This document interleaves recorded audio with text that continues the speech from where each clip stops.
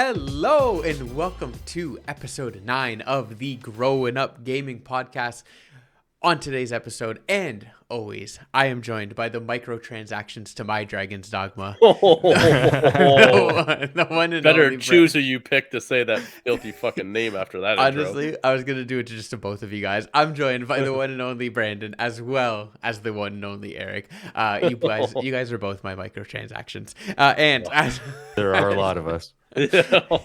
I am Mike, your host and moderator, and as always joined by the manager himself, the one and only Senor Code. All right, gentlemen, we got some good stuff on today's episode, at least from what I've seen in Los Chatadores. We are talking HellDivers. We are talking Dragon Dogma 2. We're also talking Prince of Persia, making its way back, Brandon. And something that I got from the retro gaming sphere that I cannot wait to unleash on all your asses. But before we get to any of that, please remember, if you do enjoy the podcast, give us a like, give us a subscribe, and more importantly, if you know someone who might enjoy it just as much as you do, please help us out. You can go ahead, share it over to them, and we will be rocking and rolling. So Guggernauts, we salute you. We thank you. Gentlemen. And help us manage democracy across Super Earth. as your stupid HellDivers. Can't wait for HellDivers too. I'll slap you. All right. So, Eric, you started off on the last episode, so maybe I will pass the proverbial baton over to the one and only Mr. Brand. Oh. Well, I think some of the biggest news coming out this week is Lizzo's announcement of leaving the spotlight, so to speak. I hate you. I hate you so much. I told you I had to do it. It's just low hanging fruit, but it is a massive year thing left behind that we just don't know who's gonna fill those shoes. Massive. Or those pants. Yeah, seriously. No, but realistically, she's not leaving. I think we nailed this before. This is just publicity stunt. She ain't going anywhere. Yeah, but yeah, no. In all real seriousness, so I know we talked about it last week. Yeah, we're getting right into the playing stuff. As Mikey called it, realistically, I ended up talking for 20 minutes about Yakuza like Infinite Wealth last week. So I'm just gonna chop that up to being the review. I left it a little high and dry though on the score.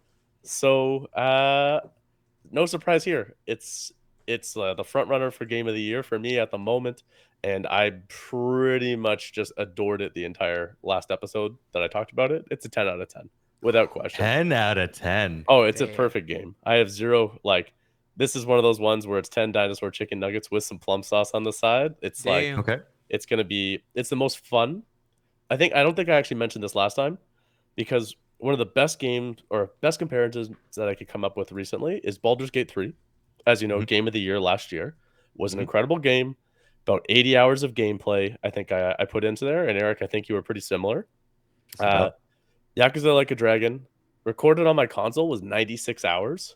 Nice. In total. Wow. So, and the difference is, though, that Baldur's Gate 3, I broke it up. I played for 40 hours. I kind of got a little tired of it, a little bored. Right. And I just needed to, rinse myself and then come back and finish it.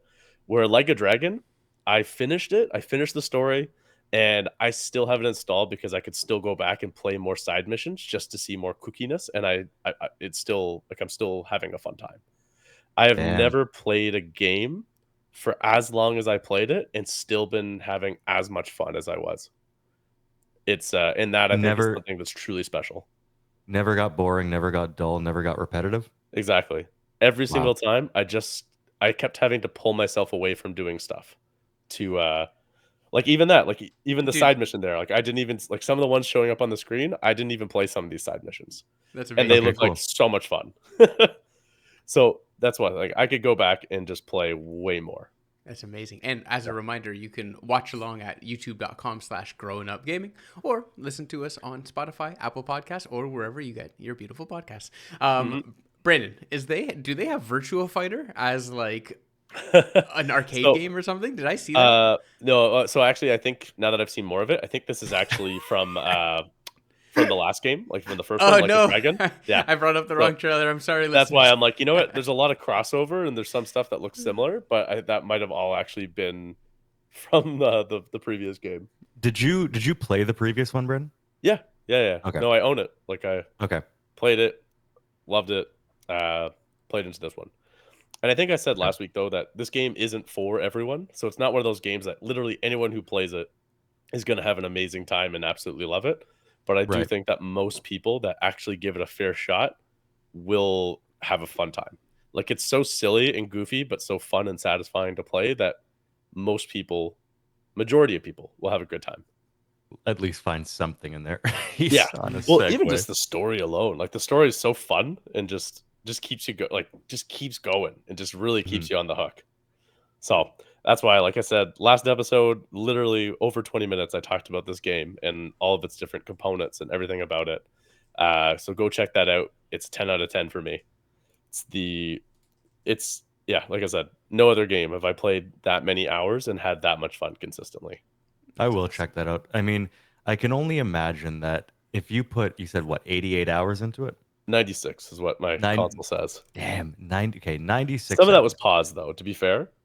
I think we talked about this before. Yeah, with dealing with kids. Yeah. But I can't imagine that getting a platinum in this game would take more than 100 hours. If you just have a few side quests left and you played this, I mean, you were talking about some of these side missions. You put, what, 10 hours into, you put 15 hours into the Animal Crossing island. Yep. I can't imagine it would be more than 100 hours to platinum. And if you had as much fun as you did in 96 hours, and you give it this praise after 96 hours of playing, this would be an enjoyable, lengthy platinum for me. Yeah, I think so. Like, I could, if I didn't have so many games on the go that I was really pumped to play, Right. and I was into platinuming, like I've platinumed very few games, this would be a game that would be a fun platinum to get, and I don't think it would be that hard. Well, from where you're at now, could you get it? Probably. There's probably a few Go for it. Like, I'd have to go back and probably do more side missions and figure out what's going on. Like, where some of the ones, I think there's a whole side part of the Sujimon League. I think I'd have to go back and beat that. And I think some of that might be challenging. But this one on the screen right now, one of the pound mates is showing up. I'd have to do all the side missions to unlock all the pound mates.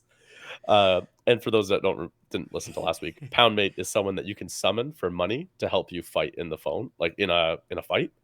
Okay. So you literally just call them in the middle of a fight, and they all have their own special moves and perks and abilities. Some heal you and do damage. Some do massive damage, and like just have amazingly funny animations. Pretty much all of them have pretty funny animations. Realistically, that's awesome. Yeah, Brandon. Before we wrap up on this Yakuza, what's the deal with the lobsters? Oh, so Lucy, that's Crawfish. That's one of your spiritual life partners. That she just like exists and just like is on you and randomly will just come out and do random shit. That's awesome. I think you talked about her in the last episode, right? I think you brought up Lucy. Mm-hmm. Yeah, there's a whole like bachelorette type of thing where you have to find love for Lucy. Amazing. It's well, so for our viewers, if you have not watched Brendan's last full rundown of Yakuza, go ahead. I will put it in the links right above here. So go ahead, check that out on the channel. If you're watching on YouTube or otherwise in the description of the podcast, I will have the link to that video as well. Nice. But that's awesome. I'm very happy that you had a great time with that, Brandino. Oh, it's so good. Can't speak. If any of it sounded tempting, like if me talking about it got you excited and you're curious, you'll probably have a good time. Well, you talking in general gets me excited. Oh, he's not wrong. He's not wrong. Oh, there's something hitting the table. I did. Erikimo, what you got on your side, big homie? So the only thing I've been playing recently, I think we spoke about it a little bit last time, was that I was getting into Final Fantasy VII, the original, because I was trying to go for a platinum in that before Dragon's Dogma came out. And then Dragon's Dogma came out, and everything else sort of just hit the back burner real quick, real hard. And that's all I've been playing. I think Brandon and I can have a decent, lengthy talk about that. So let's... I think we'll save that one to the end. Or do you want to dive into it now? We can dive into it now, man. We're fresh. Good. We're ready. Oh, yeah. Okay. So coming right off of Yakuza, Brandon, how are you finding Dragon's Dogma? Is it keeping your interest as much? Is it as good of a game all around? Or are you a little bit disappointed? So that's a tough one to compare. So Dragon's Dogma, I honestly was working this over in my head today. I was literally just muttering to myself, and Rachel's like, "What the fuck are you talking about?" I'm like, "No, no, no. I'm just trying to figure out my thoughts because Dragon's Dogma is a bit of an enigma in my opinion. Mhm. Like the game itself, like the story and stuff is shit. Like the graphics are okay. Shit enough, sure. Yeah, like it, and that's not a bad thing. Like we're talking about Elden Right. Ring. Elden Ring doesn't even have a fucking story, and it Right. doesn't matter. It was one of the best games ever made. But Dragon's Dogma, it's the story isn't what's there. It's the exploration and like the world and everything that and the true essence of exploration that I think it captures Mhm. that no other game I've ever experienced has ever done. Yeah. Yeah. But I think so there hasn't compared to been a game Yakuza. in. Okay. Well, does Yakuza have exploration, or is it all sort of streamlined? No, it's an open world. Like it's an open map. It's like a good sized sandbox. Okay. So it is very different because Yakuza is like personalities and characters that are bigger than life. They're Right. just they are people that you feel like you could know. They have history, they have personality. They're extremely memorable. Dragon's Dogma does not have any memorable characters. No, Dragon's And Dogma essentially asks you to forget about these characters. You have pawns that they tell you, no, don't worry about them, replace them. They're nothing to you. Give them a yeah, little flower if they did a good enough job, and that's it. Find yeah. somebody new. And even that, like that kind of if you're doing an exploration RPG, it's kind of you build your party and like you get attached to them. And that's one of Right. the best things about RPGs. Like you pad out your whole Definitely. squad. But with this one, it really the whole pawn thing kind of at first I thought was really stupid. Mhm. Uh, but I get what they're doing in that it's kind of just you and your bro, and you get two plugs that you can just drop in to fill whatever void you want. Right. Or if you're maybe having trouble with a specific type of combat, maybe you need 3 mages with you, right? Yeah, or you can just hoard like for RC, that's the currency you Mhm. use to buy your pawns. Yeah. I didn't really spend a lot of it, so I Mhm. had maybe 800-900 at one point, Yeah. and the most expensive one I've found is 400. So I end up buying somebody that's way more levels than I am. Does it Like, make a big difference? I haven't done that yet myself. yeah, it helps a little, but they're still not very like not really yeah, like they're still not overly helpful realistically. Okay. But I find like well, where I'm at right now, like I'm maybe about 20 hours in, I'm not finding the game to be like even large enemies to be particularly difficult. You have to be ooh, smart about how you enter combat, mhm. but you can like I would imagine beginning of the game you could take on some of the highest difficulty enemies so long as you play well, right? Or Maybe. So I've found I'm not very different. I've pretty much ripped through and steamrolled through everything. okay. Um, I'm at like level 25 or 26, Mhm. and I remember I stumbled onto a dragon, uh, like a huge motherfucking fills the screen dragon near the Mhm. beginning of the game, and he just absolutely raped me. Like it wasn't even a fight. Uh, so then I'm like, all right, I'm not supposed to go here now. But now I've Right. come back. I'm level 26, 20 or whatever. I have most of the I've gone through a few vocations and I've kind of almost maxed out the thief one. And I Okay. have some of the super moves for the thief, and I'm like, all right, I'm gonna go back and fight this dragon. And it was a fucking brawl. Like an Okay. absolute brawl. I kept going. I like he couldn't one shot me. He couldn't do anything. I fought him for maybe 20, 25 minutes straight Damn. until eventually he just depleted me of all my health potions and I Yeah. just got squashed and that was it. I was done. So then I tried to look for anything in the area that was environmental that I could use to maybe because I've you can do that for some of the other bosses. You can destroy the Right. environment and crush them with rocks or water or whatever. Right. I couldn't find anything around them. Uh, so that's the only enemy I've found so far that's just but it is also kind of a big deal. Like fighting a dragon, like Dragon's Dogma, it's in the title. Fair enough. Dragons don't fuck around, right? You haven't gone back to Melv to fight a dragon there, have you? Because I did Uh, fight one there kind of early game and it wasn't that bad. okay, so no, probably wouldn't have been that one because I couldn't even damage it the first time I fought it, Oh, okay. and now my weapons are just outrageous. But yeah, for those that don't know though, Dragon's Dogma. So anyone that hasn't heard of Yeah, it break before, it it makes down. sense. Dragon's Dogma, the original was a Western attempt at an RPG by Capcom. So it was a Japanese company attempting to try and make a Western style RPG, kind of like Oblivion or like Morrowind, Elder Scrolls, that type of genre. It was met with very mediocre reviews at the beginning, but found a niche market and became an absolute cult classic. Now, I think it's 10 years later. Yeah. They've released Yeah, Dragon's Dogma 2. And from everything we talked about, like me and Eric, you can hear us talking about it. It's a game that you can get excited about to play. But man, can I see how this is a cult classic niche game? As we said, it's super niche. Yeah, like there's no story whatsoever. There's only a certain ceiling so far I found for weapons and skills. It's not that hard to max out a vocation, which is like a class. And yeah, then once I'm almost done thief myself. Yeah, and then once you max it out, you're kind of like you're left there. But I don't know if you made the same mistake I did, Eric, but one of the things I found out at the beginning, after the story unfolds, whatever, you start off, and I'm going through a town, and then it's like, all right, your next quest is in this town, and it is fucking far. Like it is way far on the map. And you jumped off the ox cart, and now you got to fucking walk. That's the thing. So I heard somebody talk about the ox cart, and I'm just like, whatever. I don't know what the fuck that is. So I walked the whole way. So I ran, and I probably played for 4 hours, 5 hours, maybe, just getting to this place, to this next town. And let me tell you, the one thing that this game does like nobody else, if you kill something like an animal, you collect steaks and meats and whatnot. You collect fruits, vegetables, all along the way, which you need for food to help heal your characters. Right. After a couple days, they rot and they're useless. Yeah. Oh, damn. And then unless you preserve them with D&D salt, mechanics. Yeah, like unless at night you can preserve meat with salt. Yeah, so you can actually. Come on, Eric. Yeah. So at the campsite, you can actually you can cook the steaks and whatnot, but you can actually combine steaks together to make dried meats, and then they'll actually stay good for longer. Oh, you know what? I have done that, and you can do that anywhere. You can do that just in your just menu. Combining. That's just from combining stuff. But you can also cook the steaks at your campsite to give them meat for bonus.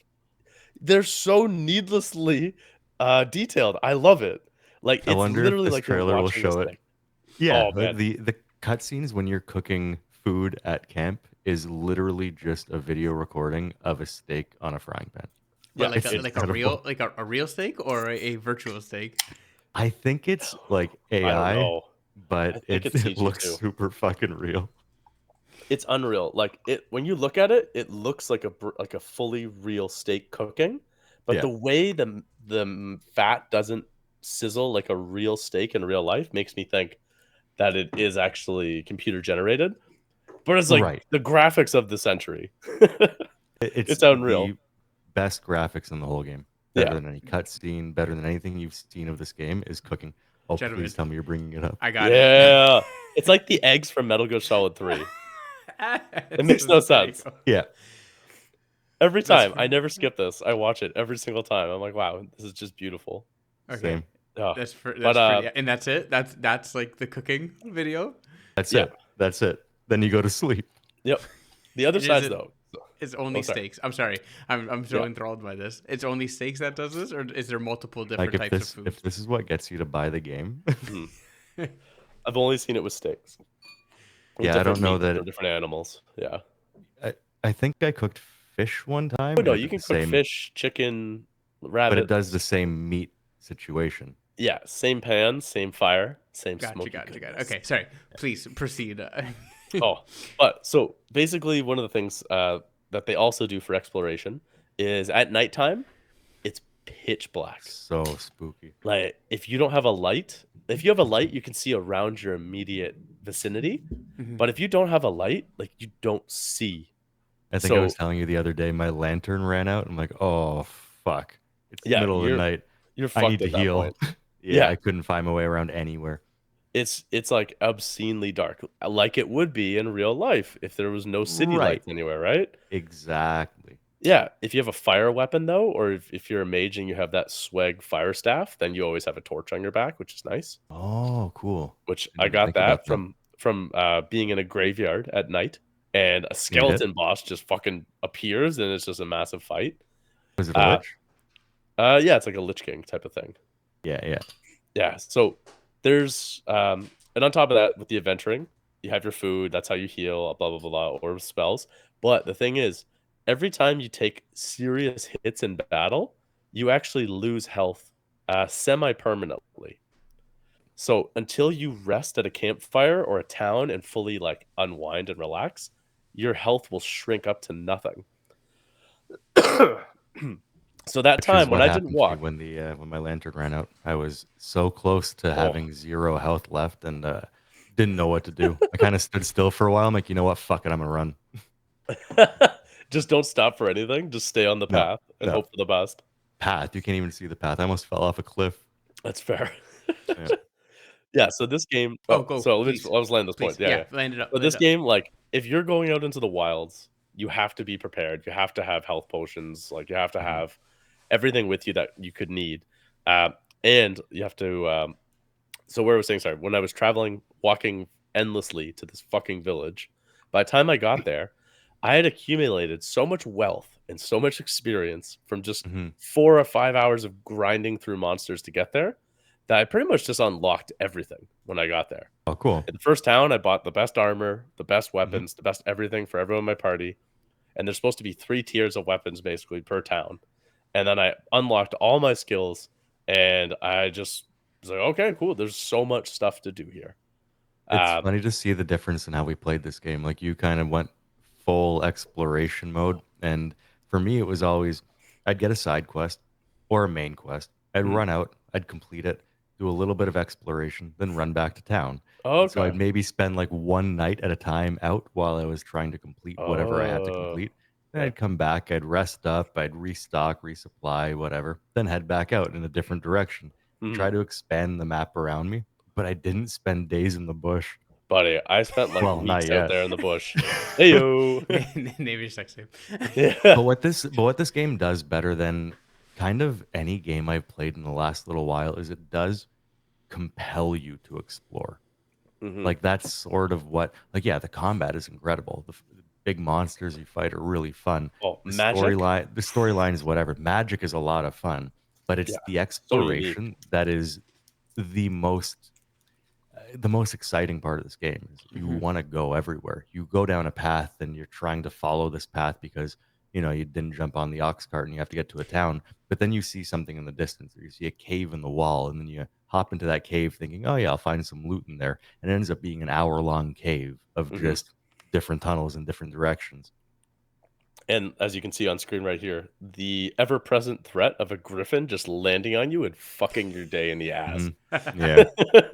Like you could just be walking and then you see a shadow overhead and you're like, what the fuck was that? And then Terrifies boom, me every time. 2 of your pawns are dead. And then you're like, oh fuck, and then you just have to fight them, and it's so much fun.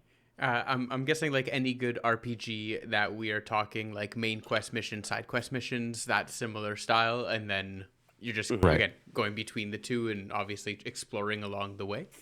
Yeah. Yeah. But I would say, let's see if Eric agrees with me on this one. In this game, a main story mission feels like it could have been an afterthought side mission. Oh yeah, like they all feel the same. Every quest that I'm doing all sort of feels the same. You're just dealing with main quest characters, and that's about it. Otherwise, everything feels the same. Whether it's go collect this or go fight that or whatever the case may be, it's all the same thing. Nice. Yeah. So I'm Probably curious. because of how limited the story feels. So when you get to the first main town after the axe cart fiasco, Vernworth or whatever, yeah. Yeah. So how you get 3 missions from that main dude that's like, hey, do these 3 things? Have you start finished with all 3? Yeah. Yeah. I did a couple of them. I didn't do the monster culling. I didn't do all of those yet. I did a couple of the areas, but not all of them. But new quests started to pop up. And I don't know if that's because I was doing his quests or if intermittently I was also doing a bunch of side quests. So I don't know if that opened up different dialogue with him, different quest lines with him because of the other shit I was doing. Okay, fair enough. But I think I've completed maybe 6 quests through him, and he still has a bunch left. Sick. Okay, that's what I was kind of wondering because I ended up I got the monster culling quest, and I'm just like, all right, motherfuckers, into the bush I go, and put on my snorkel, and I just made that wild bush my best friend. Just I've been out there nonstop. I've explored almost all of the map. Wow. Yeah, I've explored almost all of the map, I think, at this point. I've gone Okay. into Oh, small towns. really? Yeah, Like the I've gone desert, far. everything. Oh no, not the desert. So maybe not. Like the map I have available to me right now, I think I've got most of it open, but I don't know. This game seems I very don't know big. that there is map that's locked to you at any point in the game. No, probably not. I started going on the fringes, and then Okay. yeah, that's the one thing. So basically, I did get a bit of game fatigue. I hit about 25 hours, Okay. and I'm like, all right, I've played a few vocations to see what I like, but Right. in the end, I'm like, all right, Thief is where I'm at right now. Yeah. Thief in the game is the glass cannon of the game, just super high damage and some of the most dirty So much fucking fun. moves. Gut Yeah. and Run is outrageous. Okay, so I'm at the point now where I can get gut and run. I found I'm like, I Mhm. like my setup right now, but go for gut and run, eh? Gut and Run is it's the boss killer. Okay. It only works on big enemies, so that's the other cool Or thing. big So enemies are like you have to be grappling onto the enemy or an yep, enemy that you're holding to the ground. You can use it on, I think.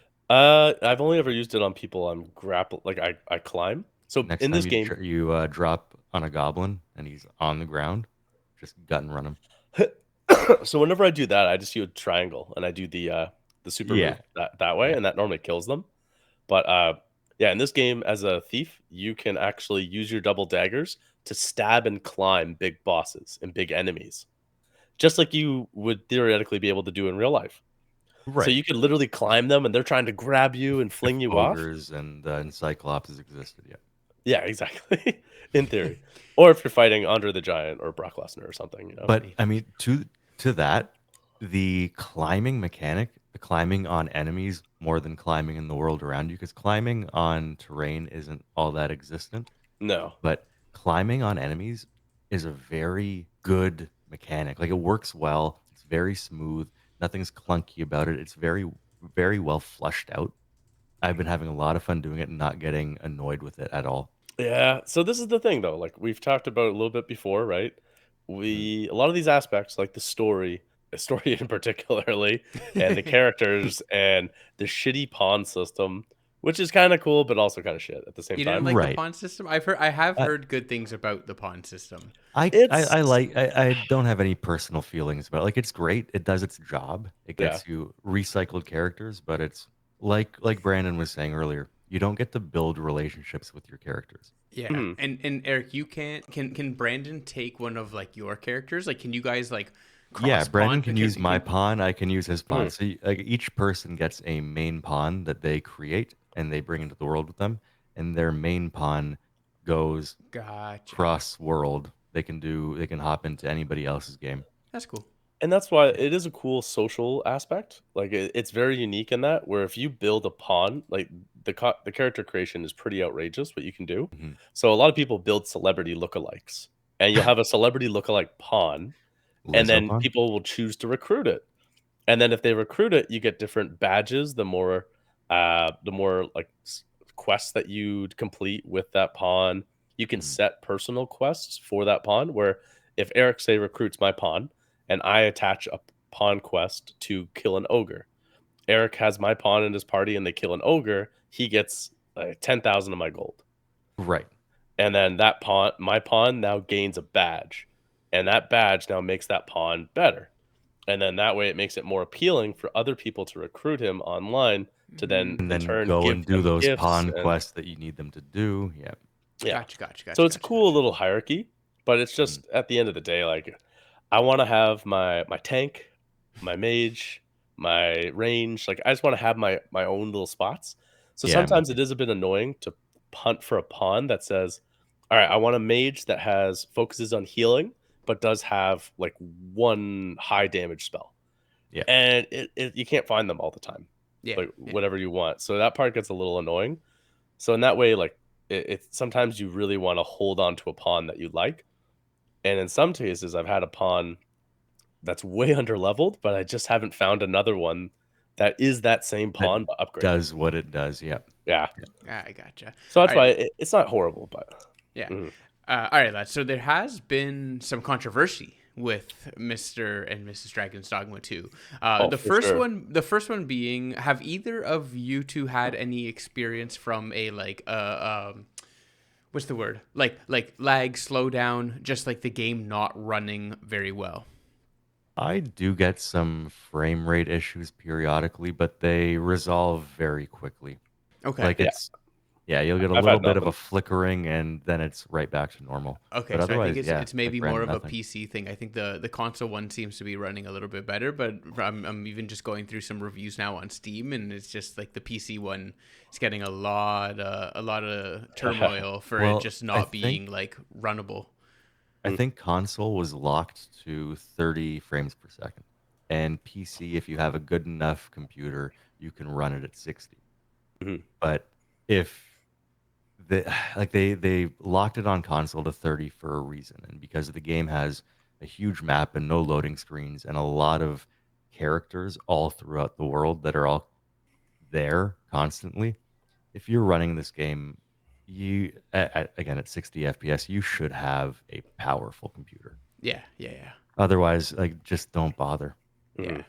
And also on Steam, do we want to go through Steam Metacritic now, or do you guys want to give your kind of your review first? Oh, so this is where I was kind of gearing up with that whole. The story isn't great. The pawn system is kind of hit or miss. This game, I fully understand, because I've watched reviews that are 6 out of 10, 7 out of 10, and I've seen some other reviews, pointedly Easy Allies. They're fucking gunning for this for Game of the Year. Give it a 9.5. Damn. And and on one side, as a big fan of Elden Ring, who was my game of the year at the time, doesn't have a story. It has lore and it's all that cool stuff. But when you're playing it, there's no story. It's just epic gameplay pushing you forward with bigger and bigger challenges. So I can see where the controversy lies, and it is definitely worth talking, because this is yet again not a game for everybody. A lot of people could get pulled in to try this game and be so mad and hate it and just like either throw it out or try and return it or whatever. This is a very niche thing. Eric, what do you think?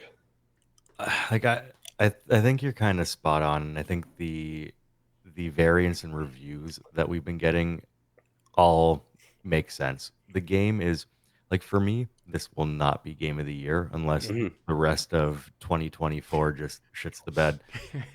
Which there's already 2 games out now that are infinitely better. Yeah. Infinitely wealthier. Actually 3. The game is a lot of fun. The combat is a lot of fun. The exploration is a lot of fun. But like we were saying, it's such a niche game. There's nothing that makes this game a Game of the Year contender other than the gameplay of it. But if you want a video game to tell you a story, this one is not going to do that.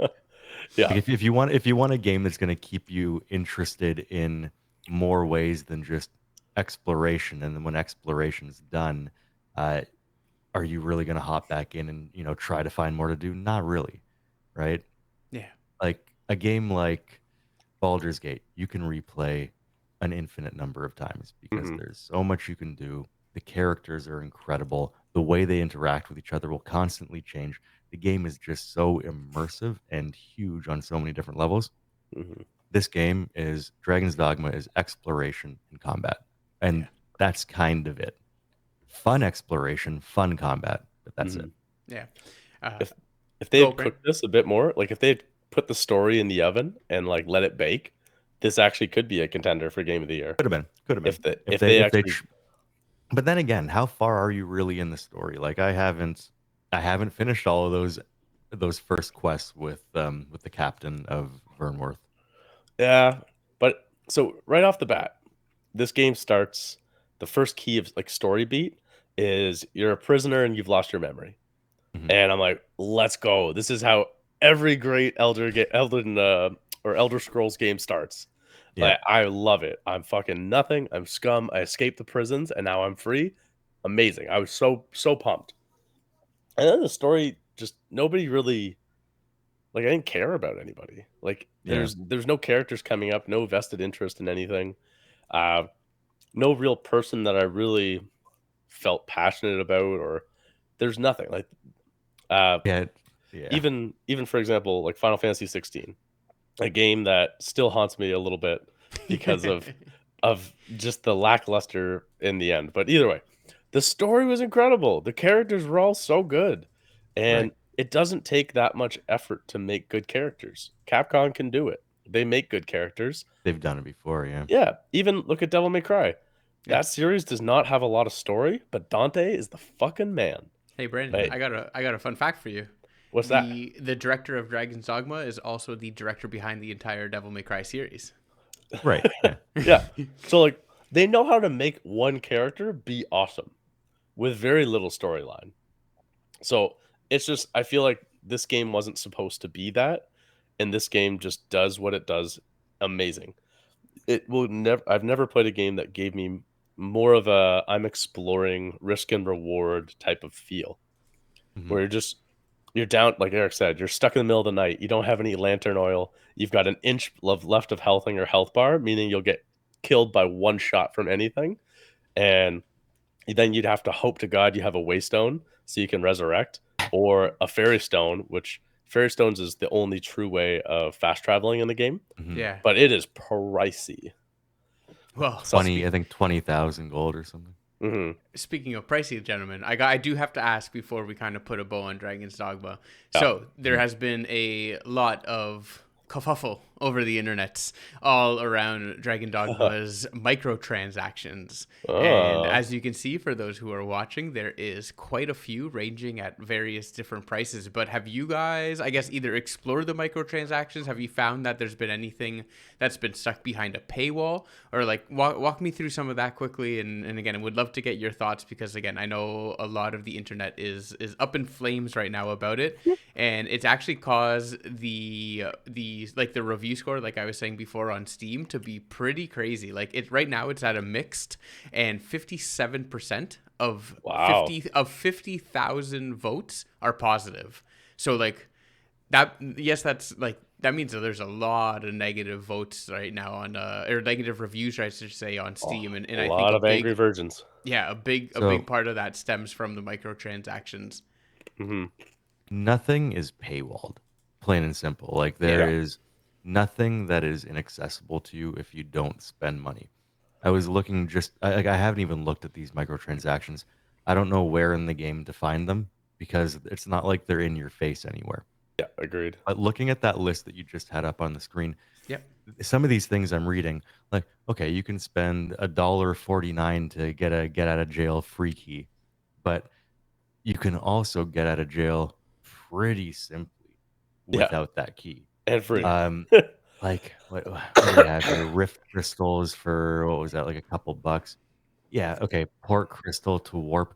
None of these things. A wake stone for $1.40. The amount of wake shards that I find just with regular gameplay, Mhm. I've used I think one wake stone, and I have like 7 in my stash right now. Like it Yeah. doesn't. You don't need to spend this money. Yeah. If you're just playing the game. Okay, I get behind that. And every time I get to town, like I said, I have the best gear I've found so far in the game, and I still have tens of thousands of dollars in currency. Yeah. So yeah. I can actually Yeah. buy those stones if I want them. But like Eric said, I find them out in the wild from exploring all the time. So Yeah. Mhm. I So never it- don't have one. Yeah, it sounds like they went kind of the Ubisoft route of like remember when they added microtransactions to Assassin's Creed and everyone lost their mind, but realistically it was just But a lot things of that was to- for customizables. yeah. So Like this doesn't even look like you're getting much customizable stuff. It's like rift crystals. Like Yeah, Brandon it's- said, he spent 800 rift crystals to get a way overpowered character. I just saw there 1,500 rift crystals for like $7. Like, what kind of idiot would spend that money for that? Just play the game Actually, and you have that It's only currency. $4, and that's Canadian. So Oh, that's like okay. that's like 45 Oh. cents US. Yeah. Oh, no kidding. But, Oh, but man. even still, you don't need to, and it Yeah. doesn't really get you anything that you'd really want in the game. Like I don't want wildly overpowered characters. I want to have like a nice, easy run. And if I'm having a Mhm. hard time in a certain area, then yeah, I will spend some Rift Crystals to grab a character. But Yeah, I'm sitting on about 1,000 of them right now because I don't Yeah. spend them on anything. So buddy.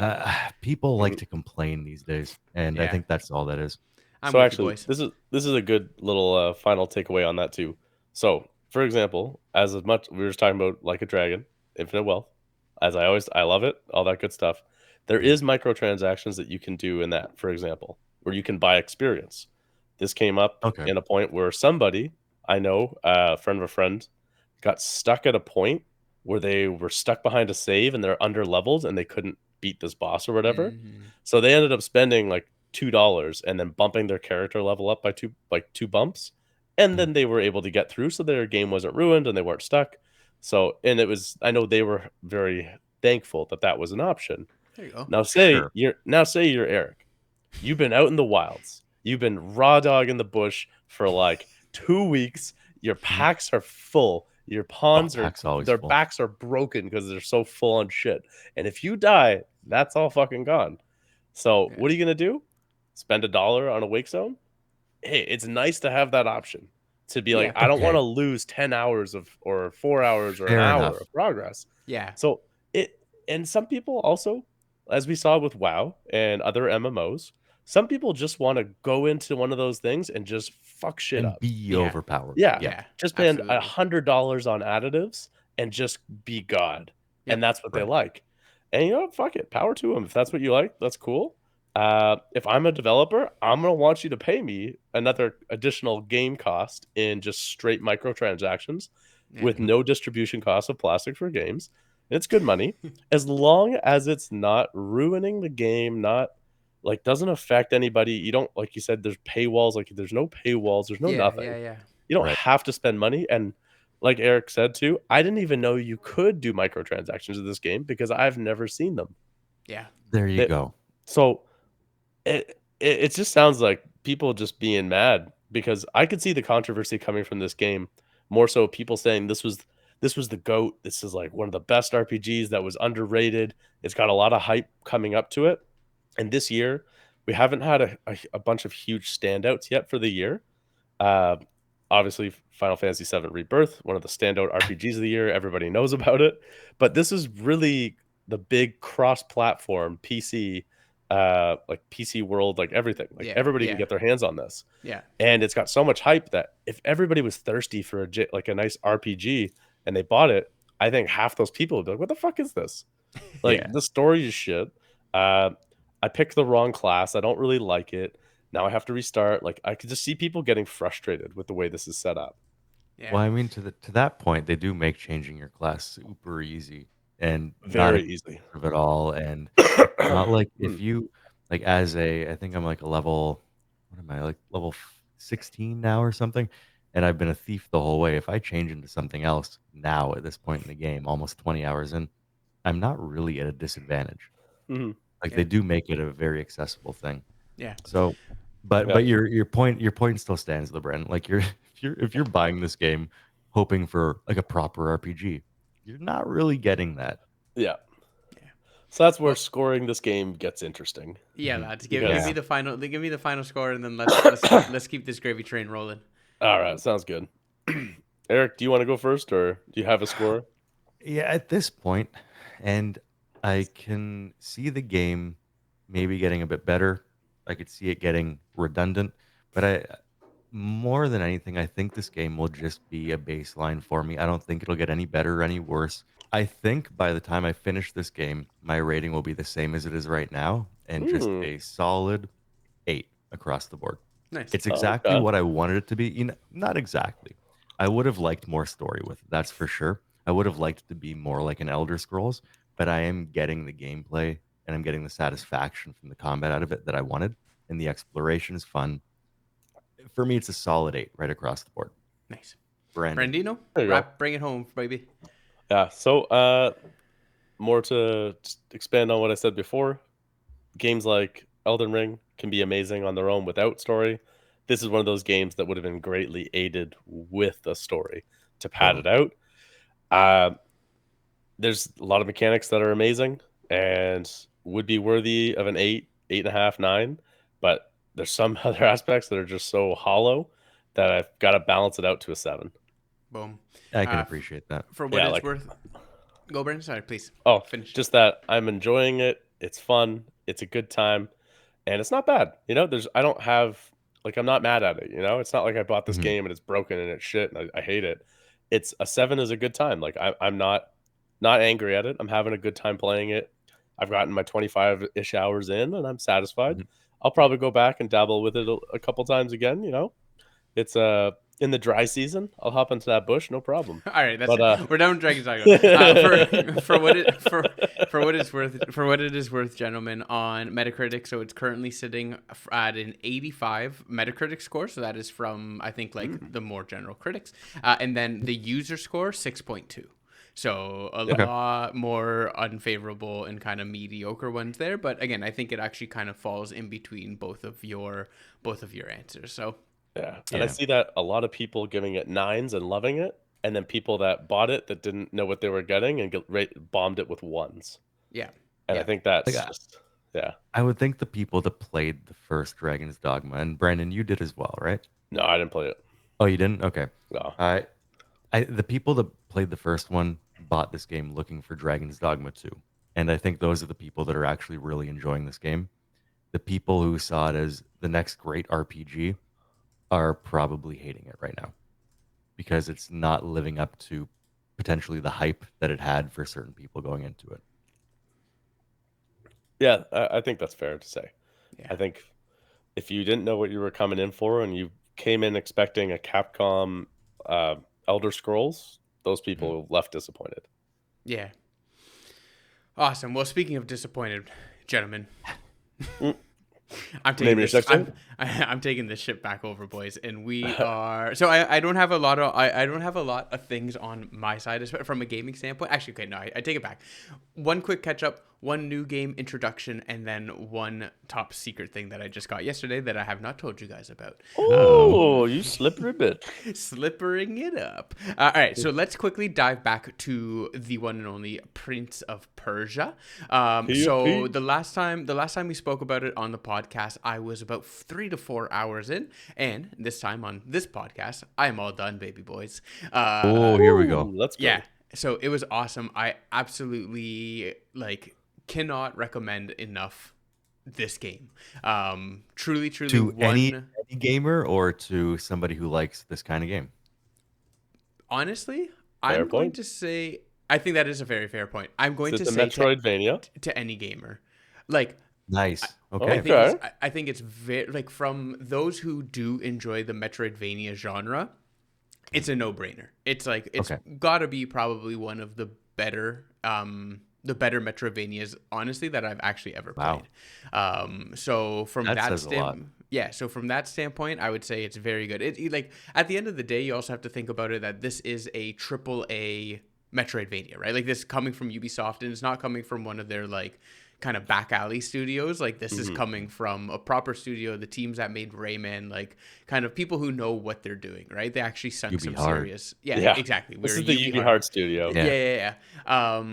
So again, from those who do typically enjoy that style of game, you're in luck. And then for those who don't play this style of game, again, I think it's just polished enough, and there's enough to do. Like I was saying on the last episode, for someone like Brandon who does like a challenge, you can ramp that up and you're in for a good time. Cool. And then if you want to kind of drive it down, you got that as well. And again, I think it's the perfect break game for both of you. Brandon, you just played two big ass open world kind of RPG style games. I think for you this is a beautiful kind of palate cleanser, right? Well, so there's 2 other games in that mix that we haven't talked about yet. That's cleansing. That's cleansing Los Palette. Very much so.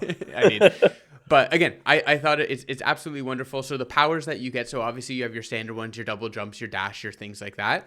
You can also go and basically charge up a throwable that is a weapon. So it comes back to you. You can parry it and it'll shoot it back out again. You can time dagger. Kind of. Nice. But what you can actually do with that one is level it up so that when you throw it out, you can click the button again, and it just creates this fucking huge whirlwind of like blades that you can trap your enemy in, which I did and I thoroughly enjoyed. That was definitely part of my standard build. And then what you get later on is you can throw it out and actually teleport to it. So you got some really cool teleporting traversals, things along those lines. Again, I think from a exploration standpoint, it's awesome. From a power standpoint, it's awesome. You get these really cool power surges, they're called, which are, I guess, like kind of like finishing moves, if you will. So you can build up meter. You unlock all these different power surges. I'll go and grab a video now. So yeah, those ones all very, very cool, very helpful for when you're fighting bosses, things along those lines. Boss battles are freaking awesome from a story perspective. So basically, like I was saying in the first one, you are part of this gang of immortals, they're called. So there's 7 of you, and you more or less get framed for a murder. So the team the team is trying to protect the prince. And from there, one of the, like, I guess the leader of these immortals, he goes and actually kills the prince and then convinces everyone that you did it. So now they're coming after you, and those are kind of some of the big bads in the game. Some of the team believes you, some of them don't. And then those which leads to, I guess, the bigger boss battles of them. So again, cool. The story wasn't revolutionary, but definitely like good enough and like cool enough that I was like, all right, this is like a concept I can get behind, easy to follow. Well, it has a story. Yeah, characters are good. And the boss battles are all very sweet. Both like the kind of like smaller, the smaller mini bosses, all the way up to like last boss, the big bosses, all of those ones there. All of them are kind of unique but similar. They do follow typically that kind of 3-act battle, which you do see in a lot of these styles of games. I will say the side quest stuff, like there are side quests in main quests as well. I don't know. I feel like with the side quests, you kind of like run into everything that you need to do as you're just playing the game. So it's like you don't kind of go out and about unless you want to really be focusing in on like the collection, completion aspect of it. Which again, Eric, I'm sure you'll kind of dive in. And I will backtrack the fuck out of it. and get jiggy with that. So again, honestly, Brandon, look at that. Like, come on. Dude, the super moves look proper command. So good. Yeah, dude. So again, overall, game was really, really solid. Out of any of the games that I've played this year, easily my game of the year so far. Oh, no kidding. So it's on the list for the Guggies, is what you're saying. Definitely gonna make an appearance later this year on the Guggies. It was sweet. I will say I kind of one and done it. I finished the game pretty good on a completion level. I think I finished it off with like 88% completion or something along those lines. That's no solid. real. You played on PlayStation or on Switch. On Switch. Okay. Yeah, and I know on the last episode, Eric, you actually had asked me if how it held up kind of on handheld mode versus. At that point, I had only been playing it on the TV with my Pro controller, but I ended up actually playing the vast majority of it on handheld. Perfectly fine. Held up, felt great. Yeah, definitely can recommend both sides of it there. So, yeah, dudes. Any questions, comments, concerns? Yeah, you also said in the last pod that you played it on normal. It's your style of choice generally. Yes. How difficult was it on normal? Like, did you find any areas that were challenging? Any enemies that actually killed you a couple of times? I would say on normal from the standard like you're just running around playing the game. So the enemies that you're encountering on a pretty regular basis, I would say more or less you're good to go. I didn't have really any problems with that. Obviously, you're gonna kind of die here or there, but it's not because of a particular enemy. Just whatever the situation scenarios. You missed the jump. Exactly. But so I definitely the boss battles, I will say, died quite a bit. But at the same time, it was never anything that was like, what the fuck, this is unfair. Like once you do learn when you learn when to parry, learn when to dodge. Also going back to the like basically at the trees is where you can go and change your abilities and skills around. So you can also, again, if it's like a flying boss, you can go back to the tree and kind of equip equip things that will make like more damage when you're in the air, or like stronger projectiles, right? So you can for the boss battles, not to say it's cheesing it, but you can go back and kind of tweak things around to put things in your favor. Right. Yeah, that seems like something to do intentionally, though. Yeah, exactly. So realistically, I had like an everyday build. So like just like a build that I use basically all my exploration, going around doing everything there, and I had a boss build. In kind of like, again, just to, I like that idea. At a play style that I enjoyed. So again, lots of cool range and things blowing up, and yeah, it was really cool. And I will say, I honestly would put it as a positive, but the platforming of the game is like, there are some fucking sections, boys. There are some like some proper platforming sections that some of them are super cheesy, super cheap, like, you know what I mean? They're just there to kill you a bunch of times. Yeah. But there are ones that are just like, they're very fun and they're very rewarding when you finish it up. Okay.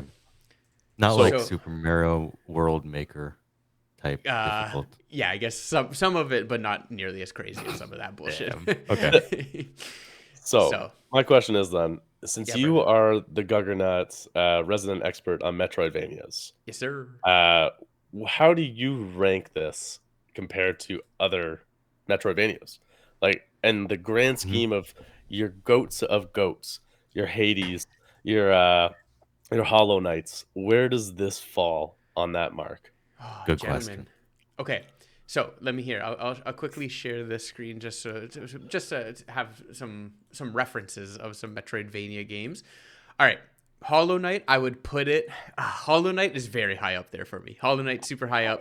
One of the goats, if not one, number two.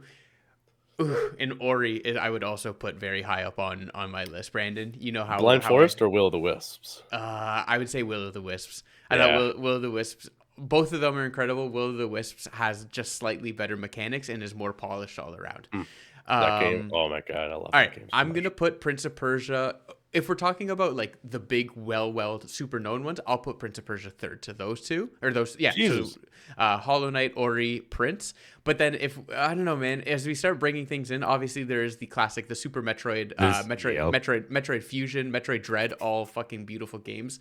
I would put it much higher than something like a Blasphemous 2, as well as something like a Axiom Verge. Oh, Guacamelee. Okay. When Would Guacamelee it's comes safe in, to say this could be a strong contender for your top 10 Metroidvanias of all time? Oh, easily, hands down, top 10. I'm more trying to think of like maybe a top 5, but easily top 10. Yeah, you think it would hit your top 5 though of all time? I don't know, guys. Guacamelee 2, fucking incredible game. You know what I would even put in my top 5 is Yoku's Island Express. For anyone out here listening, anyone listening who loves Metroidvanias, you got to go check out Yoku's Island Express. Absolutely. Yeah, Mike did a whole dive on that one on a much earlier episode, and it really did sound good, but I didn't realize it was that good. Like top 5 type of good. So I would put it up there. Honestly, for the sake of today's review, I'm going to be giving Prince of Persia Lost Crown 9.5 chicken nugs out of 10, boys. 9.5. Are you taking them dry, or are you dipping those bad boys? You know what? I'm gonna go 9.5 dry.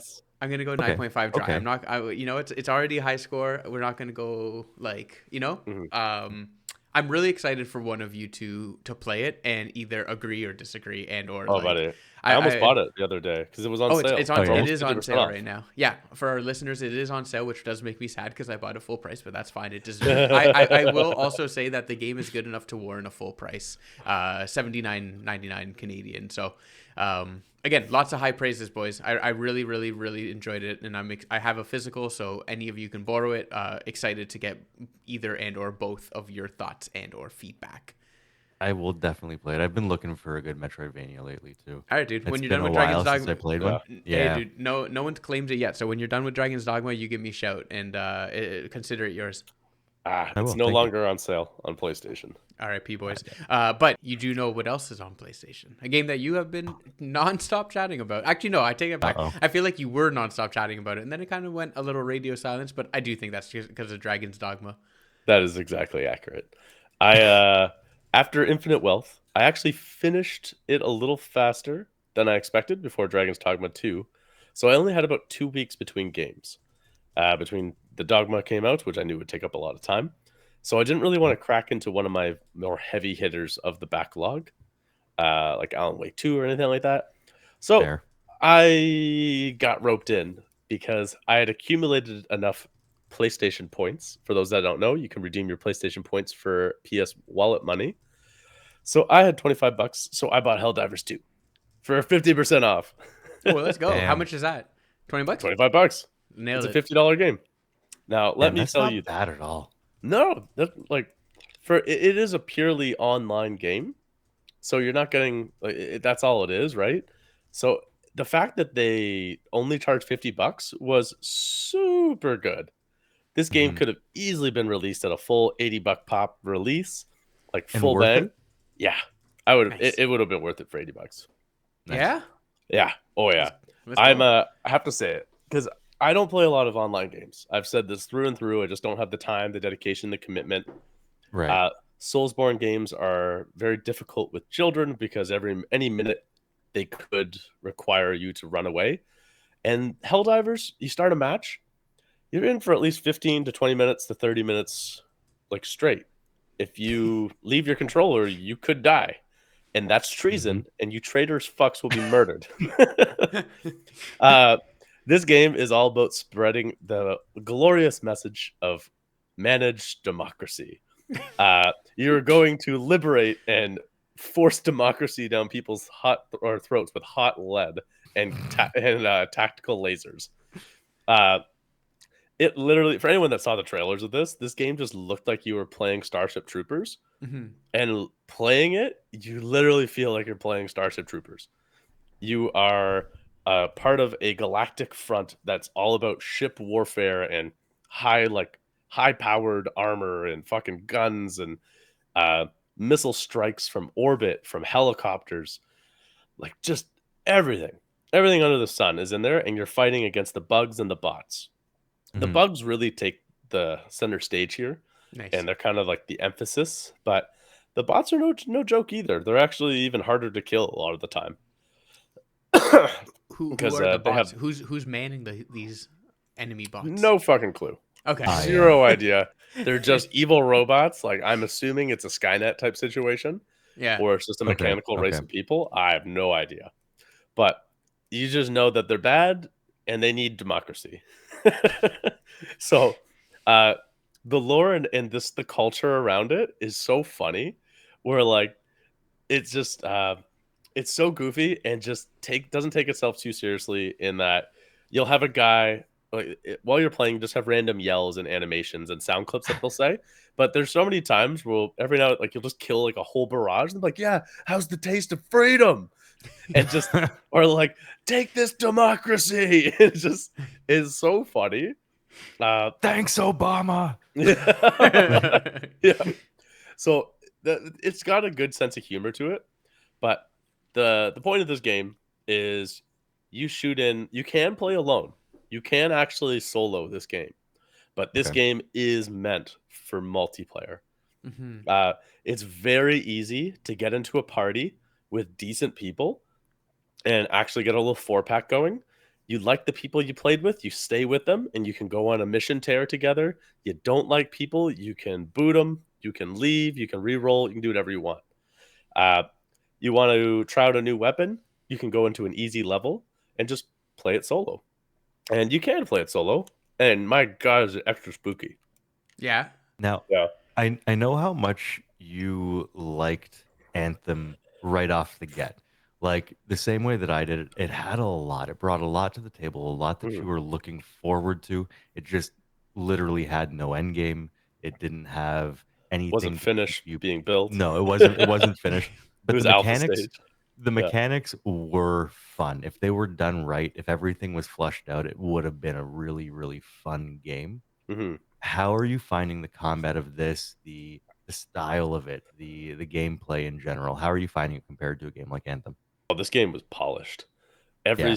This game, the gameplay is excellent. It's super polished. It's very intuitive as well, where you are going onto a mission, like onto a planet. Majority of the time, they're not missions. like kill all enemies. That's not a mission title very often. Every now and then you'll have to go in and do a defense, and it's just a small sandbox defense, like just stay alive and kill this many bugs. So typically the missions will start at the so let me go a little farther back. So this at the beginning of the war well, the beginning of the war, it starts on Super Earth, and you need to liberate the whole solar system outside of Super Earth. So the outside missions, it's a total map. Everybody online plays on the same map, and you're all fighting to reclaim the same territory. So it'll show in this system there are 50,000 HellDivers right now attacking, and you can literally see a meter of liberation marking how much of the democracy has been spread across this planet.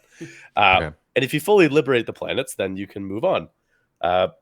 And so on and so forth. If you go farther, sometimes there'll be cell ops that actually attack liberated planets, and you have to go and defend them. And it's a whole call to arms war. But basically, with each one of those missions, there'll be objectives like, all right, go and turn on this certain machine that will kill all the bugs on this planet. Go fill this helicopter with gas and escort these civilians that are being overrun in this facility. So a lot of the time, you're trying to sneak. Like when you land, if you're running around full sprint, you're gonna send so many bugs your way, and they're all gonna just hear you and tunnel underneath you, and you're gonna get breaches everywhere, and you might just get overrun and just wiped out. So there is an air of being sneaky sometimes. Much the same where if you're in a pack of 4 and all 4 of you go in 4 different directions, you're going to attract 4 different groups of bugs, and you guys are just going to take on 4 different armies at once. So it is beneficial to stay together. So that part's like even little things like that have been so well thought out that it's just very impressive how polished this came out, and how every weapon, every ordinance, every special move, everything about this game has been so well thought out that it's just so fun. Nice. So is it more similar than to like a Gears of War than anything else, or is there another game that you could compare it to? Honestly, some of the combat really took me back to Outriders. Yeah, that's definitely the vibe that I'm getting is Outriders. Yeah. Which anyone that's been listening to the pod long enough knows how much I think that game was criminally underrated and how good it was. I loved it. But this game definitely takes that style of combat, but then puts in some really ingenious mechanics. To really lay it out here, there are multiple tiers of different things that you get. There's multiple currencies, but nothing too outrageous and nothing that bogs it down. You'll earn super credits, which is basically money, and that will allow you to buy special weapons drops, for example. So that, you want to buy, you can utilize, like if you buy them one time, you can utilize them whenever, forever, or just for that. Okay. No. Once you buy them, they're unlocked, and that's it for like if you want to take a grenade launcher down one time, a sniper rifle, a railgun, a rocket launcher, any other type of like high-powered weaponry, you unlock it once, it's yours forever. So these super weapons are just one of the things that you get. And essentially when you're dropping down onto the planet to establish democracy, you get to pick 4 different slots of things that you can take down with you. But these 4 slots could be like, all right, I'm taking one super weapon, like a special ordnance thing, and I'm going to take my grenade launcher. But that could also be like 8 different types of helicopter strikes. So there could be a helicopter that comes down that drops napalm, mini nukes, cluster bombs, strafing runs. And the difference is the helicopters they're local. So their drop time is 0 to 2 seconds. So like right here on screen, you can see you're getting overrun by bugs. You pull up this is one of the other coolest things about this game. You tap your L1 and you pull up your ordnance menu, and you have to do a button combo of like up, up, down, back, forward, back, forwards, like X or whatever to actually summon that special ordnance. Cool. So when you're under pressure, you're fucking up and you're just getting graped. It's amazing. But like moment like that, you have if you can get the button combo off fast, then all of a sudden a helicopter, like 1 second later, overhead, wipes out that whole area. Very cool. But if your dudes are there, like your team's there, they're also going to get fucked. So there is friendly fire in this game. You can just full on murder each other, but there is no benefit to murdering each other. Yeah. So it's not a big deal. There never is. No. Even some of the special resources called samples from the planets that you get that help unlock a whole different type of upgrades, which is upgrades for your special ordnance. They're a shared asset. So as long as if one person has 20 samples, all of you get 20 samples. So there's no benefit to this person has 5 samples, you kill them, you pick them up, or if you die, then someone picks up your samples, you don't get mad at it. You're just like, whatever. That's team samples. As long as somebody gets it, it's all that matters. Nice. And then there's also another tier of ordnance that are drop downs from your spaceship from space. So they take a lot longer to get down, and their cooldown to reuse them is even higher. So the spaceship stuff, though, is a whole different game. The spaceship's drop downs could be things like mech suits, like a full fucking mech suit, stationary turret guns, or sentries that'll actually like temporary placed limited ammunition sentries that automatically defend your location, which is essential because once you're done your mission, you get points for doing your mission. And if everybody dies or you run out of lives, you're fucked. You don't get out. You have to make it to an extraction point, summon a helicopter, which also summons a massive horde of enemies to try and kill you. And you have to defend the area for like 3 minutes. And as you can see on the screen, like just mech warfare, just struggling. Sometimes it's way worse than others with how many people you've aggroed in the level. And you're just getting hit by bosses. And it's just, it's insane. This beam that we're seeing here, is this calling for like the crazy big one? Yeah, there it is. Yeah, there's your mech suit. Yeah, exactly. Right, cool. And that lets you know, because if that falls on you, you're gonna die. Yeah. So how long is your average round? Match? 15 to 20 minutes. Okay, so it is a pretty easy kind of pick up and play game. If you just want to play for like 30 minutes, play a couple matches, pop out, go live your life like a proper human being. Exactly. And every day there's a war medals, a currency in the game that's also very, very beneficial. And every day there's a personal order, like go kill 250 enemies with a minigun. And then you get 15 medals. We're in a normal level. You might only get 2 or 3. So it's a really good number and you want to try and do that. But then you also get major orders. Major orders are like a week-long campaign for all of the internet, every single person playing try and accomplish. And it's like, liberate this planet or liberate these 2 planets. And if you do it, it's just like just raining medals. Yeah, and I'm guessing all of like the forums and like what's it called in Reddit of HellDivers 2 just goes nuts for those events. Buddy, I subscribe to the channel. I get updates all the time, like new major orders coming in. Literally, people being like Hoth is under attack. Everybody, we need to defend. We only have 12 hours, and people live and breathe it. Like I love it. It has such a good community and such a positive community. That's awesome. Yeah. Everything I've seen online, like community wise, has all been like really cool, really great to see, and like just even because like I know Xbox has been trying to make a ploy for it to come there, and like for like the first time ever, PlayStation and Xbox gamers seem to be like, you know what I mean, kind of saluting one another, and they actually want to just play this together. So either way, I'm very cool about that. Brando, what would you give your final score? Honestly, it's just amazingly good fun. It's incredibly well thought out. Because it's an online game and there's no story or anything like that, I'd be inclined to give it an 8 right off the bat. But it's also just so well crafted, and I love it so much that I really want to bump it up to a 9. Boom. Yeah. Nice. So you're liking HellDivers more than Dragon's Dogma? A lot more, yeah. It's a lot more fun. Wow. Realistically. Wow. Yeah. HellDivers 2, for fun aspect, this is fun for anyone. Any gamer, any person that's an actual gamer that actually enjoys video games and not just fucking 2D classics or whatever. any gamer is going to play this game and have fun. If you What have if you 3 don't like friends, FPS games? it's third person, so suck a Yeah. dick. But also, I forgot to add that it is first person too.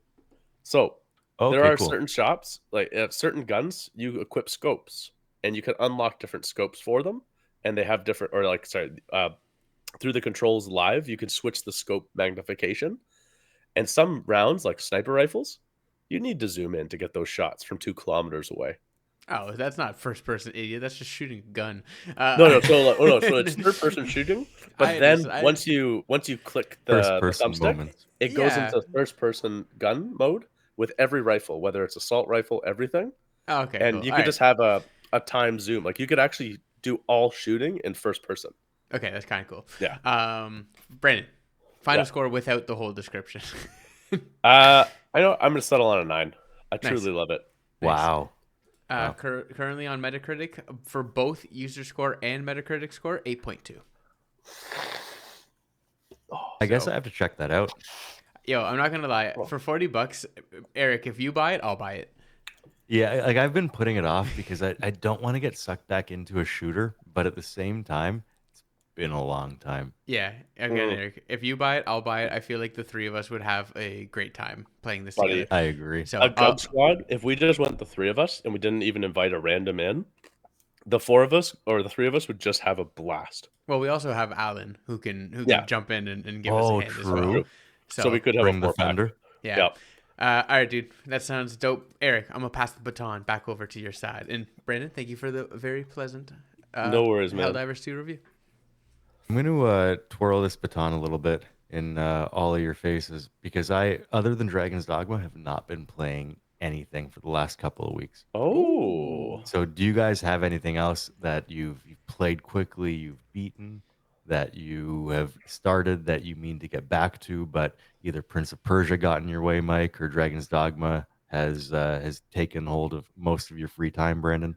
Do you guys have anything else going? Yeah, Brandon. let me quickly jump in. I got one. It's like I wouldn't even call it a first 5. I'm gonna call it like a, you know what I mean, super early preview, and then another thing that I want to show you boys as well. So, after Prince of Persia, I honestly have no idea what game I wanted to play. Right. Been kind of going back and forth. I do think I'm going to probably dive back into Resident Evil 4, Brandon. So I will give that one another go, but I've been kind of, I don't know, back and forth about what do I want to play next. So I ended up downloading this game. It's called Berserk Boy, and it is more or less, you can kind of picture it as a mixture of like Mega Man, like the old kind of side-scrolling Mega Man games, and I don't know, kind of maybe just Mega Man. I'll throw it up on the screen here. I'll throw it up on the That screen looks here. very Mega Man. Art style, definitely It's Mega like Man. Dragon Ball or like Yeah. that, what's it called? That desert. Puppy Dragon. Yeah. No, You know what I'm talking about. Sandlands. Yeah, Sandlands. It looks like a Sandlands Dragon Ball like art style bit with Mega Man. Absolutely. So you play as the character. It's again that kind of overall side-scrolling game. Each time you jump into a level, you are when you finish the level, you do get a ranking based off of like damage done, death, and then or like how many times you die, retract it. So very standard, typical kind of on that side. I'm not gonna lie, Okay. I did think the game was going to be a little bit more varied in the action. Like when I was watching the trailers for it, and I didn't really watch any reviews, but the game seems very like fast-paced action, boom, boom, boom, everything exploding. But Okay. you kind of only have at this point like one real attack, and you basically charge into an enemy, and then you press B, and then it blow like you kind of when you charge into them, it adds a target, let's say, to it, and then when you hit B, you shoot electricity at them. So Okay. you're kind of just doing that same attack over and over to every single enemy. Like there's not really a big variety, and then you also have one kind of special attack, like big explosion one. So you're doing that, but you have, I believe there is 5 or 6 different suits that you can kind of turn into, and you unlock those suits as you're going through the game. Again, very Mega Man style. So what you're watching on the screen right now is just the first suit that you have, which is the purple one where you can shoot forward then electrocute. And then I've gotten the purple one, and then I actually just unlocked the second suit, which is a fire one, but it's like a fire tornado. So instead of like shooting directly at them, you kind of tornado up. But like from what I've played of it, it's like hot ass. Like Like it absolutely, it absolutely sucks. And like, there's no, in my eyes, there's no point of me even using that one because this purple suit is just so much better. So, so either way, I don't know. I'm gonna continue to give it some go and kind of keep playing through, see what it opens up to. And then in each of the level, there's also, I believe it's like 5 or 6 different people that you have to find, and they're typically a little bit more hidden, and rescue them and send them back to kind of your main base, which is the hub area. Not gonna lie, this looks like a Mega Man clone and nothing more. I'm looking up the studio. It's Berserk Boy is made by Berserk Boy Games, and I think they're just like, let's make a Mega Man kind of game, and they just copy pasted Mega Man and made him purple. Yeah, I'm pretty sure I got duped. So it does look like that, but it does look fun. It looks enjoyable. Yeah, it's definitely not the worst game I've ever played. I probably, realistically, I don't know. Yeah, seriously, put a quote on that one. Berserker Boy, not the worst game I've ever played. Well, how much is this not worst game ever? It was like $25. So realistically, I actually haven't read. I hope you get your money. Yeah, I haven't watched any of the reviews. I think I'm gonna play it a little bit longer before I put a review into like my head about it. And we'll see how it goes. Again, I was kind of just searching through the game store. I had seen this game somewhere on some different like upcoming Switch game title countdowns and shit like that. So I had known about it, but either way, I've pulled trig and that's about it. But gentlemen, the last thing on my side, Steam's giving it a 9 out of 10. Oh, damn. 9.2. Okay. And Metacritic is just seeing now 8. I don't know if that's the user or user score 7.9. The critic score 84. So that's not bad. That's pretty good, man. Yeah. So maybe I'll keep going it. But there are a lot of fucking diehard like Mega Man fans out there, which I do think is a little bit more what's it called? Yeah, their style. But either way. So, gentlemen, the last thing that I wanted to show you is it finally came in the mail, boys. And on Saturday, I spent a very good chunk of time setting it up. But the Retroid Pocket, Retroid Pocket 4 is here, baby. Nice. So as you can see here, I know it's not the best. I'll take some B-roll after, but I got it set up with a nice front end. So Game Boy Advance, Game Boy, Game Gear. This is all legal, by the way. I'm just So I got it all set up, honestly, guys. So I got like the retro 16-bit style, as you can see. So it looks like an old SNES controller. So, guys, does it all come preloaded, or no. So it's basically just an Android device, and it's just an Android device that has access to the App Store. So a lot of the things are on the App Store, or otherwise there's a lot of guides online. Took me I would say it maybe took me about an hour and a half to 2 hours to get it like from out of box to like front end is installed and games are playable. Okay. Cool. Yeah. So and the games are all free download, like you're just downloading the ROMs and emulators, just like back in the day. Yeah. Okay. So super, super cool.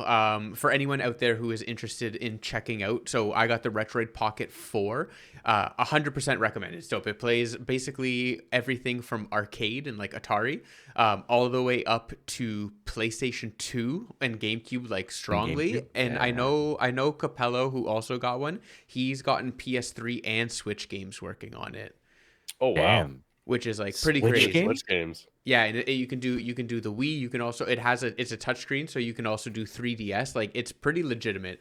It isn't super cheap. I paid about $300 Canadian for it, kind of like with everything there. When we also got a very beautiful travel case. It's got like the Retroid one. So either way, anyone who's interested in checking out, I will toss a link in the description for you guys to go buy it, check it out for yourself. But I will also just shout out it's called Retro Game Corps. There's a lot of really good YouTube channels out there, but Retro Game Corps has just like a freaking phenomenal start to finish guide of how to do everything, as well as a huge written guide. It just, you know what I mean? You just kind of follow along and you can get there. So I just wanted to give props where props is due. Great channel for anything retro gaming. Go ahead, check it out. But yeah, I will keep you boys posted. The first game that I've been kind of rocking around with is I restarted Golden Sun. Okay. So Nice. Golden Sun on the Game Boy Advance is, I know we've talked about like I'm not a huge RPG fan or JRPG I should say, but Golden Sun has like such a beautiful special spot in my heart. Like grew up playing it. Great place to start, Mike. Super excited to go back play that. Some other ones that I got. Sorry, I'm just looking through. Eric, Jackie Chan Adventures on the Game Boy Advance, phenomenal game. Awesome.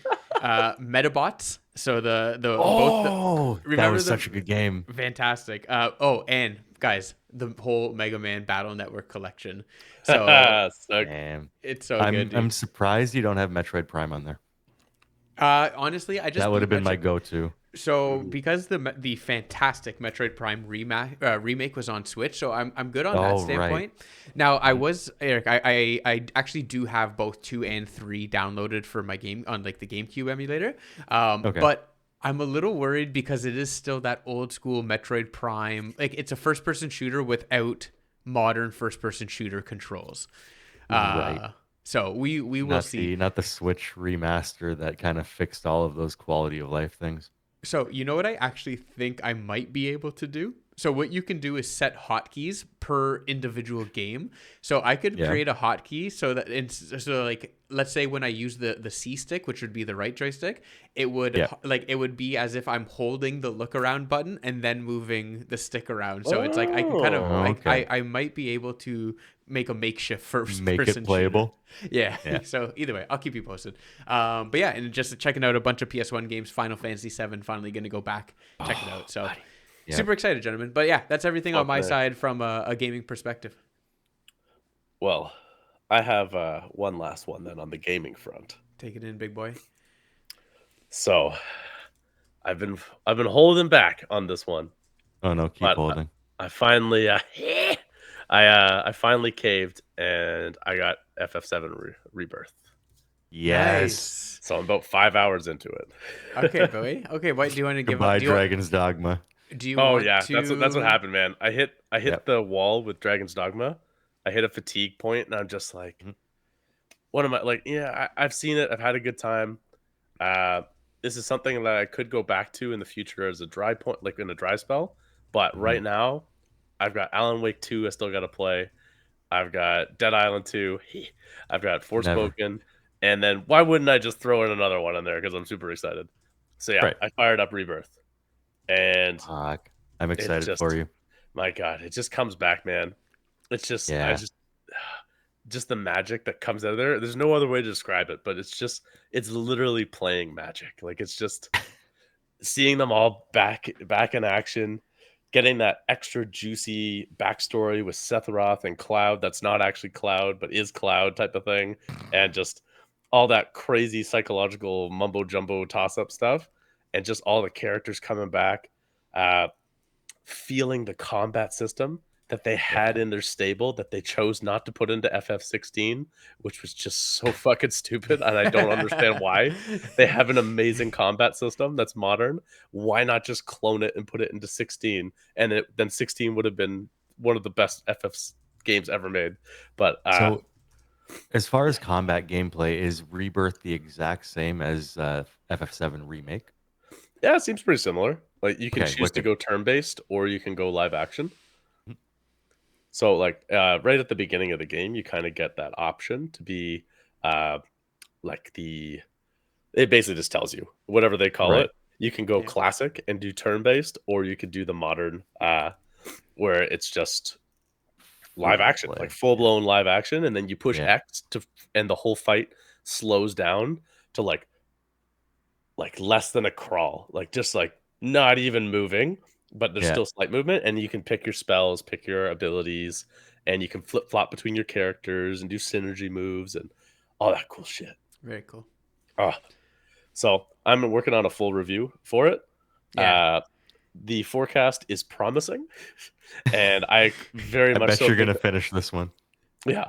Oh, what FF would I not finish? Yeah. Oh, it's 16. 16. Sorry, I was in that world. I was thinking of 7. Yeah. Fuck, man. Even at the beginning, you unlock different spells for having save data, or different summons for different save data from different FF games that you have. Whether you played basically the original remake and the intermission game that came out as DLC. If you played that and the demo, which I fucked up, of the FF7 Rebirth, if you actually played a save or have a save file from that demo, you get a bonus summons, which is kind of cool. Annoying. Yeah. Very cool. So I tried to download it after the fact, and you can't. It's gone now. Yeah, but that is what it is. So I'm not gonna really say much.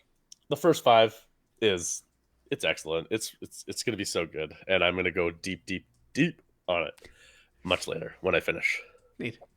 And that's it, Brandon? Or anything else? Yeah. Wrap up. The games? That's it, man. That's my wrap up on games, I think. That's awesome. I'm actually very excited to hear more about Final Fantasy, especially as I finally start to dip my toes into some of the early classics. But Brandon, you digitally got it or physical? Physical. That's a so it's good to be last round. Well, that's got to go on the shelf, man. Yeah, exactly. That makes sense. All right, lads. I believe that's it for this very beautiful gaming catch up. It's nice to see all the wide variety of everyone playing some good shit. So that is very awesome for all of our beautiful Guggernauts joining us today on the podcast. Thank you very much for sticking by and hanging out with the boys. As always, we are Growin Up Gaming. We will be back shortly, and the next episode we are just rocking out. What are we watching? TV, movies? And we got I got 2 pretty solid ones. So I don't know what you boys got rocking, but from a movie standpoint, I got you covered. So tune back in, turn on your notifications, and we will be seeing you all very shortly. Lastly, once again, go ahead, check out Growin Up Gaming on YouTube /Growin Up Gaming, as well as Instagram, Twitter, all those good stuff. So with that, boys, Eric, anything for us? Or otherwise, Brandon, you know what to do.